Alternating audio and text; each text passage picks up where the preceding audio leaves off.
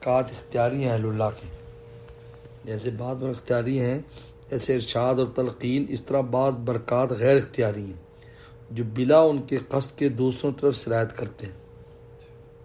مثلا خود ان کا وجود عالم کے لیے رحمت ہے، اس طرح ان کے بعض انوار از خود طالبان حق تک پہنچتے ہیں۔ یہ حدیث ان برکات استراریہ کے اس بات ہے کہ صحابہ اکرام جب تک ہیں اس وقت کا امن ہے، وہ جائیں گے تو عمل ختم ہو جائے گا۔ اب وہ امن کے لیے کوشش کرے نہ کرے، خود بخود امن ہے۔ یہ تمہارے کی جو برکات جو ہے نا، اس لیے میرے قلب میں یہ بات کئی دفعہ یعنی رہتی ہے کہ جو اہل اللہ ہیں جہاں، تو وہ فتنے دبے رہتے ہیں، وہاں فتنے سر نہیں اٹھا پاتے، کوشش کے باوجود باہر نہیں نکل پاتے۔ ہاں جی، ایسی وہ دبا، جب وہ چلے جاتے ہیں تو پھر فتنے سر اٹھاتے ہیں۔ فتنے تو ہر جگہ ہیں، کوئی جگہ فتنے سے محفوظ نہیں ہے، لیکن یہ کہ وہ زمین میں دبے ہوئے ہیں، جب وہ چلے جاتے ہیں تو پھر وہ باہر آ جاتے ہیں۔ جی، اس لیے لکھا ہے کہ جب تاتاریوں نے حملہ کیا تھا تو اس وقت ایک اللہ والے تھے، کسی جگہ سرحدی علاقے میں رہتے تھے، وہ بڑا ایک شہر، ایک قصبہ بھی تھا، شہر کے شہر تھا اس میں، تو تاتاری ادھر آتے ہی نہیں تھے، دائیں بائیں، یعنی پورا 1-2 سال دائیں بائیں تباہی مچائی انہوں نے، لیکن اس طرف نہیں آئے۔ لیکن وہ لوگ ایسے نالائق تھے کہ ان اللہ والے کو پریشان کرتے تھے، تنگ کرتے تھے، بجائے ان کی قدر کرنے۔ انہوں نے کہا دیکھو جب تک میں ہوں تم فتنوں سے بچے ہوئے ہو، ایسا نہ کرو تم مجھے یہاں سے مجبور کرو جانے پر۔ لیکن آخر انہوں نے اتنا تنگ کیا کہ وہ وہاں سے گئے۔ لکھا ہے ان میں، ابن جوزی نے اس کو نقل کیا ہے کہ 20-50 میل ابھی سفر نہیں کیا کہ تاتاریوں نے پوری بستی ختم کر دی، گھوڑوں کے پاؤں کے نیچے رونق دی، ایک بندہ زندہ نہیں چھوڑا۔ دیکھو،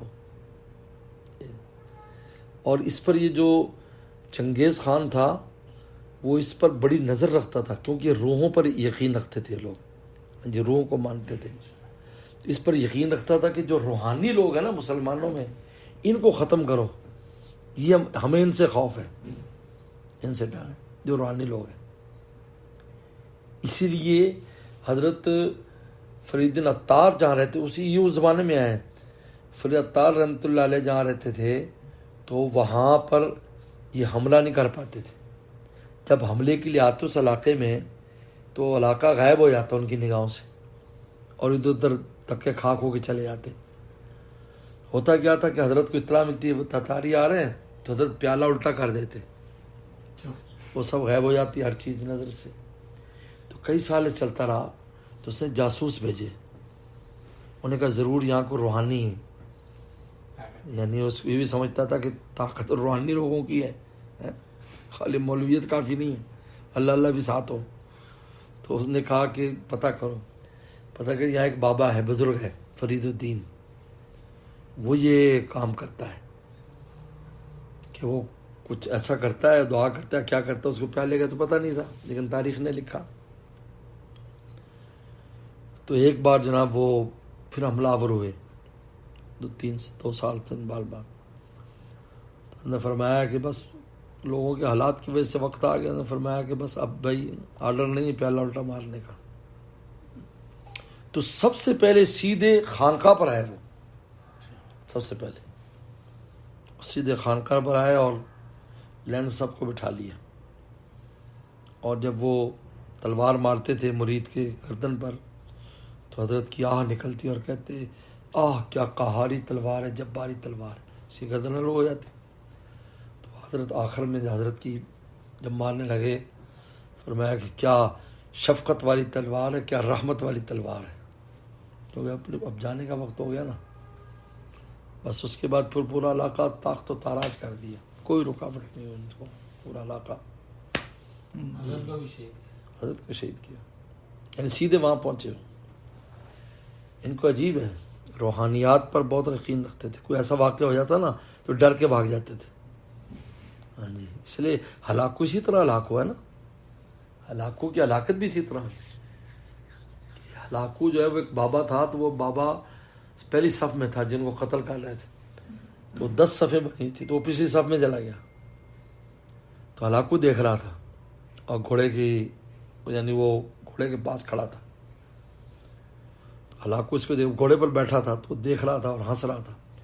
تو جب وہ صف ختم ہو گئی تو دوسری صف قتل کرنا شروع کی تو وہ تیسری میں چلا گیا. تو ہلاکو نے کہا کہ دیکھتے ہیں کہ یہ کیسے بچتا ہے. 9 صفیں ختم ہوگی تو 10ویں صف میں وہ بابا جی بزرگ چلے گئے. جب وہاں شروع ہونے لگا تھا کہ وہ اس نے نیچے اترا یعنی تاکہ قریب سے بابے کا قتل کو دیکھے. تو جب اس نے ایک پاؤں اتارا تھا تو گھوڑا یکدم گھوڑے کو کچھ ہوا, وہ بھاگ پڑا تو اس کا پاؤں رکاب میں پھنس گیا ہلاکو خان کا. تو وہ گھسیٹتا چلا گیا اور وہ نیچے لگ رہا ہے, اس کا سر چھوڑ, اور پوری فوج اس کے پیچھے بھاگ رہی ہے اس پکڑنے کے لیے. لیکن گھوڑا بہت دور جا کر چھوڑا تو اس وقت وہ بے ہوش ہو چکا تھا, بالکل زخمی. وہ بابے کی چونکہ یہ حرکت کی وجہ سے وہ اترا تھا تو پوری فوج بابے کو تو دیکھ کے بھاگ گئی. پوری فوج بابے سے ڈر گئی, وہ قریب بھی نہیں اس کے بابے کے, اور شور بھی جاتے ہاں ہاں کرتے جانوروں کی طرح بھاگے وہاں کہ ہلاکو خان اس نے ہلاک کر دیا, ہماری کیا اس میں بچا ہے. روک ڈالا وہ ہلاکو, اس طرح ہلاک ہوا. اس کے بعد پھر حالات بدل گئے. لگتا ہے میں کہ بہت بڑا کوئی وہ بھی ولی اللہ ہی ہوگا, کوئی ہے چھپا رستم. تو یہ عجیب حضرت نے حدیث نقل کی, اس کی شرح فرمائی.